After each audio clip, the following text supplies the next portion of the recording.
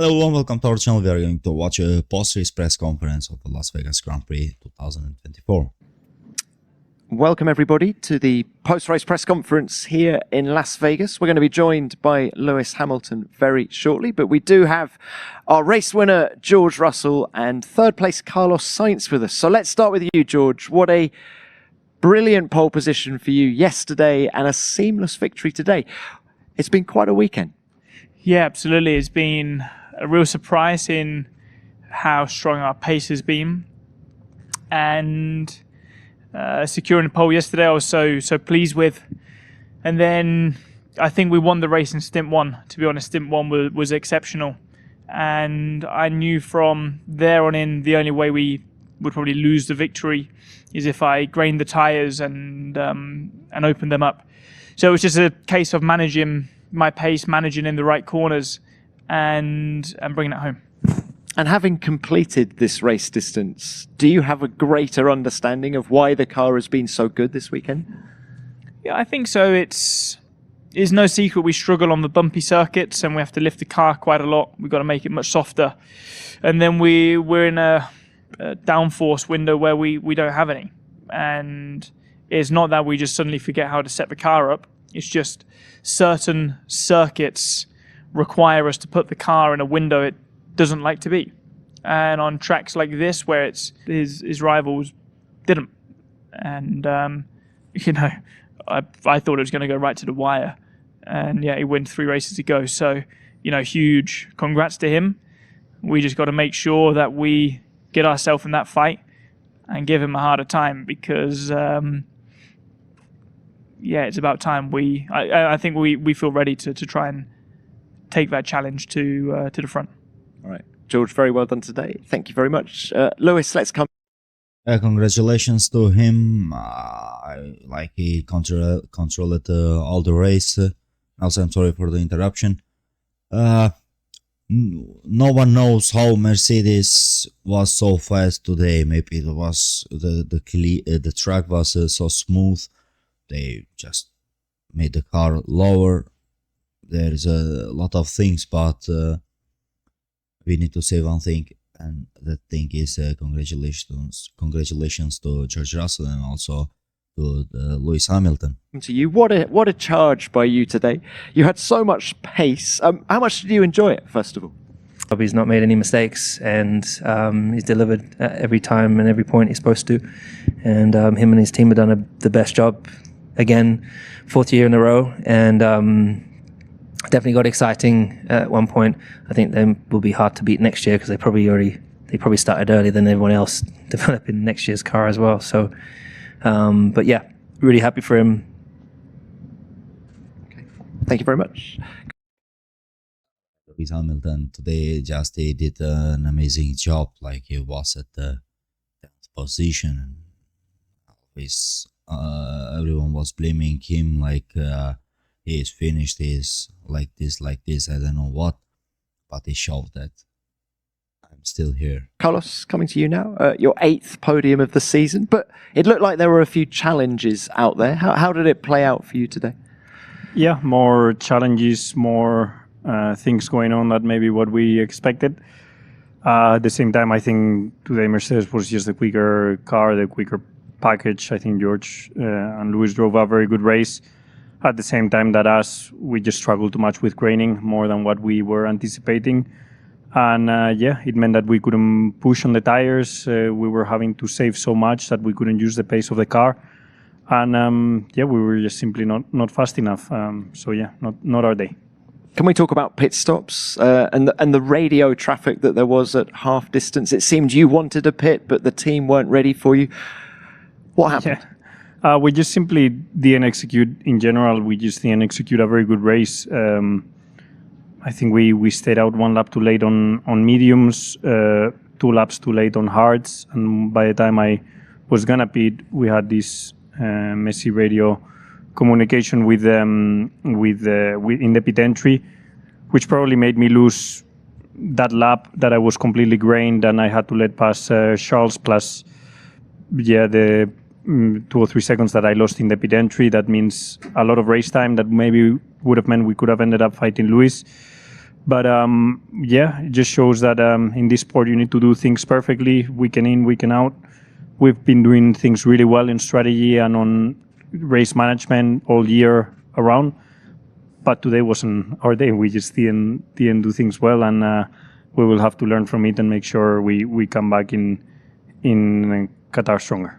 Well, let's talk about Qatar. I can understand how he didn't get any penalty for the exit from the pit entry, let's say. So the battle in the Constructors' Championships now 24 points between Ferrari and McLaren. How do you see it playing out over the next two races? We just need to go into that trying to maximize whatever we have. I think over the last few weekends we've done a good job. I think today the maximum, yesterday the maximum was a P2 in quali. Today the maximum was a P3 in the race. In Qatar the maximum might be a P5 or a P6 because in that car, with this car in a track like Qatar, I expect to struggle, and I expect McLaren and Mercedes to be very strong. Probably also even Red Bull, given that they were strong also in quali in Austin. So yeah, I think it's going to be a very challenging weekend for us. That's why today it was important for us to get maximum number of points available, and we kind of did that for the pace that we had. Okay. And final one, can we get a word from you on Max Verstappen, please? Yeah, congrats. I think he's driven for 4 years now at an incredibly high level. I think this year he just dominated whenever he had a dominant car. And then he didn't do mistakes and maximize the points that he could get with a less so performing car, and just did whatever he had to do in every race. And yeah, congrats, because he clearly deserves it. Okay, thanks to all three. Right, let's open this to the floor. Name and publication, please. Luke Smith from The Athletic. Carlos, Charles seemed pretty upset about what happened in the race between the two of you in position swapping. Could you give your side of it and how you feel things played out? Yeah, I think he grained the medium tires, and I managed to get ahead before the pit stop on mediums. Then I did grain my hards, and he was coming quick behind me. And me anticipating what it was going to be a situation, because Lewis was straight behind Charles at the time. And I was pretty sure the team was going to ask me to let Charles by because he was quicker at the time. As I was on grain tires, I asked the team 2 or 3 times to box me, to get me out of the way, and get me in a new set of hards to make sure that I wasn't losing a lot of race time by having to let Charles by and then having to fight Lewis at the same time. For some reason, we didn't box, and I ended up having to let Charles by a lap later than was planned and losing a lot of race time. And by the time I was going to box, then we didn't even box. So I guess he's not happy, but I'm also not happy with the way things were handled at the time. And yeah, I think no one's happy today in the team, because we all expected a bit more. I'm on the podium, so at least I got that for the team. But at the same time, I don't think we could have finished much better than P3 and P4 today. Thank you, Carlos. Next one.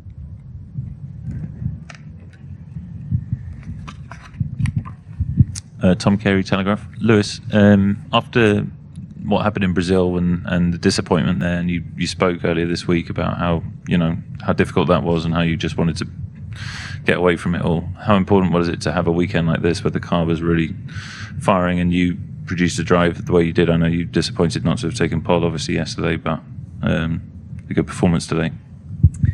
Yeah, great performance. It's not that I didn't think I could do it. So,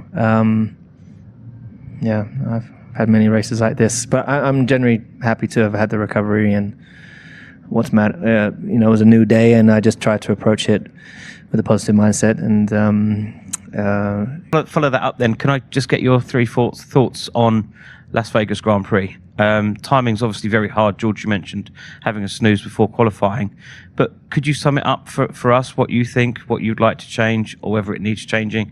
Obviously coming at such a crucial point in the year. You mentioned fatigue. That's a big part of it. I mean, Thank you. Yep, we have another one. Sam Johnston, Sky Sports. Lando in recent weeks has kind of admitted some feelings of inferiority towards going up against Max. I was wondering kind of if you guys were in similar machinery, let's say next year, in the kind of way Lando and Max have been for most of this season. Do you feel Max is operating at a level above, or you're all confident you could take him on and duel him in a fight for the title next year?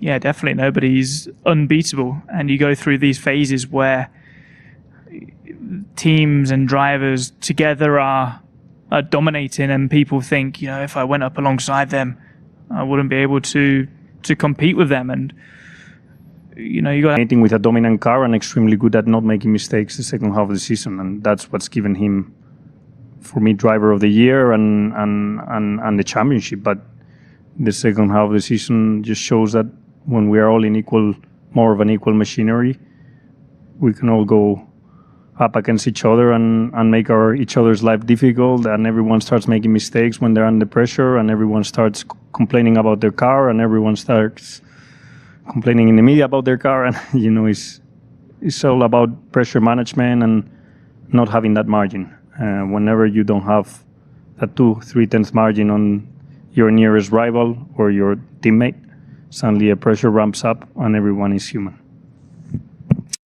No one can be unbeaten. It's just like stupid question.